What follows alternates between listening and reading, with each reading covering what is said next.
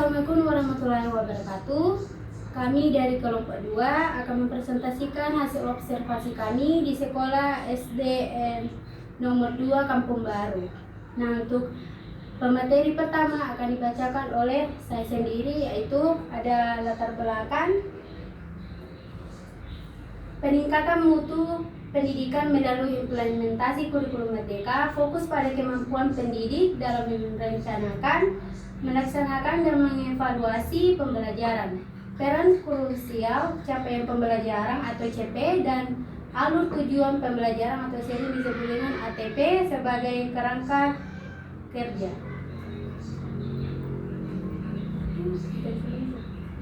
Materi selanjutnya akan disampaikan kepada Nur Hikmah.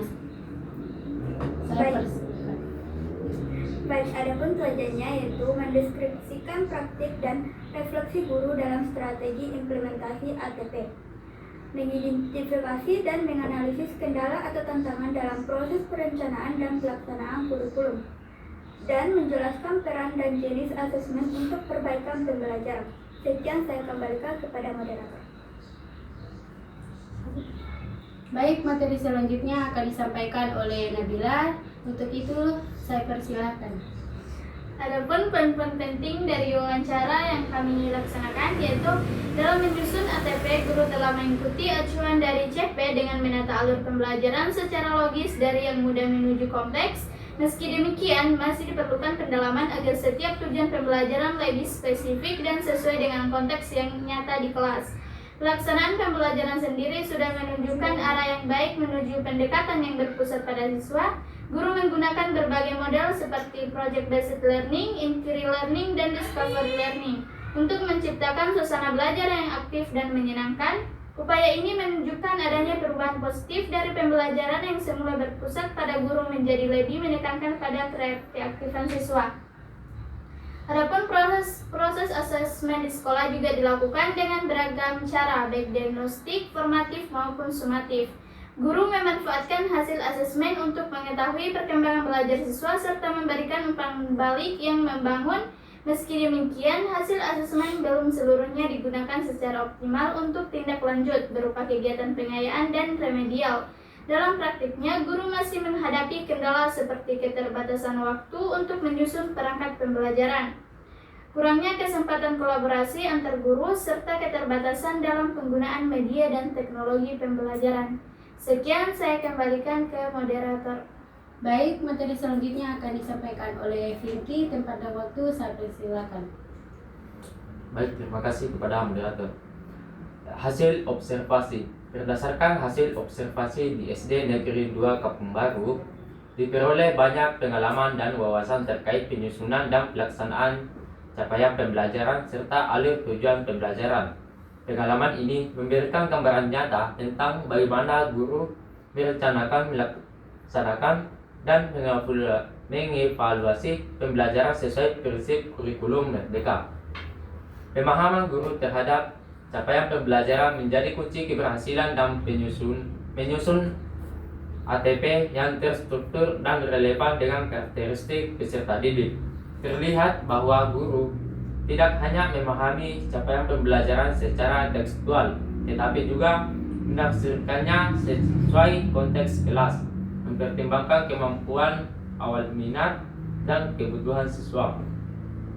Hal ini menunjukkan pentingnya mendalami dokumen kurikulum secara kritis sebelum merancang pembelajaran. Pendekatan pembelajaran yang berpusat pada siswa juga tampak diterapkan dengan baik. Model pembelajaran aktif seperti project-based learning, inquiry learning, dan diskusi kelompok mendorong keterlibatan siswa secara langsung, meningkatkan motivasi, serta mengembangkan kemampuan berpikir kritis.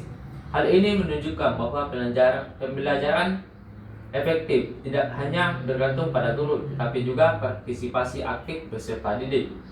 Penggunaan asesmen yang beragam, mulai dari diagnostik, formatif, dan sumatif, menjadi salah satu strategi penting. Hasil asesmen digunakan menjadi sebagai dasar untuk memberikan umpan balik, merencanakan pengayaan atau remedial, dan memperbaiki strategi pembelajaran. Penilaian bukan hanya berfungsi sebagai evaluasi akhir, tetapi juga sebagai alat refleksi dan pengembangan proses belajar mengajar. Baik, sekian dari saya kembalikan kepada moderator. Baik, terima kasih. Untuk menyimpulkan materi kita hari ini akan disampaikan oleh Saudari Septian. Saya persilakan. Baik, saya ucapkan terima kasih kepada moderator.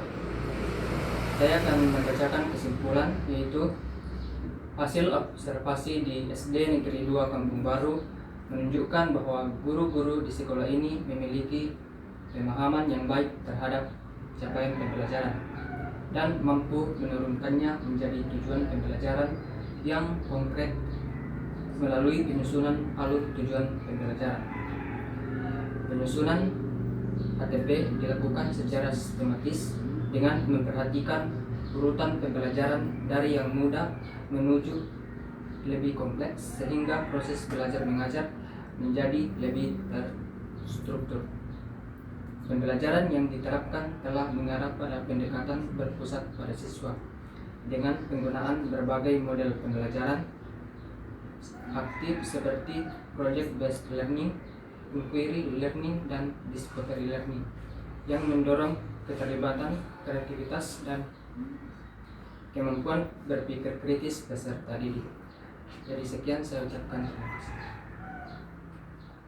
Baik, itulah hasil presentasi kami mengenai hasil observasi di sekolah SD nomor 2 Kampung Baru. Sekian dari saya. Assalamualaikum warahmatullahi wabarakatuh.